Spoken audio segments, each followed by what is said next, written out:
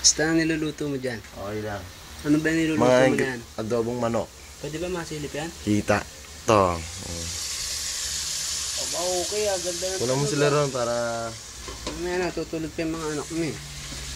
Ano yung mga ingredients namin dito? Ayan pa, diba? Saan lang nakalagay yan? Ayan na. Dato puti. Diba? Ang laki ng mukha ni Chef. Chef! Tignan natin kung paano siya magluto.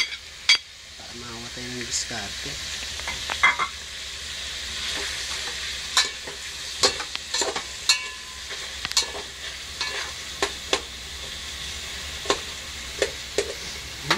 Bango. Yun yung mga anak namin. Tulog pa sila. Tamang pagluluto ng adobo. Ay pala, may sinasabi Chef. Chef, ano yung sabi mo? Ito ang tamang pagluluto ng adobo. Para ako ano yun. Ako naman yung assistant niya. Tagang tagawak lang ako ng mga ingredients niya. Ako lang yung taga-kain. Okay kaya? Ayan mo si Bong Revilla. Nakatawa pa, naka-smile pa. Oh. Chef, pag mo lang haluhaluin, baka mawala yung mga balat. Wala na kang balot eh.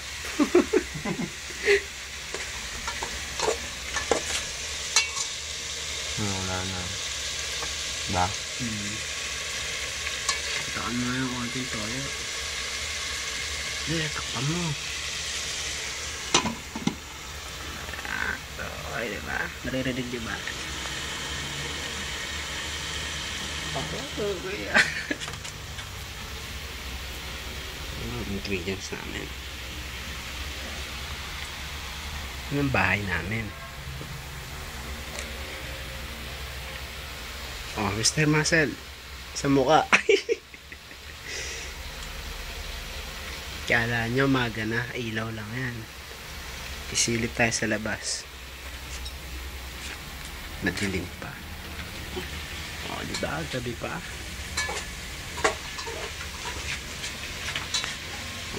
Dilim. Ah.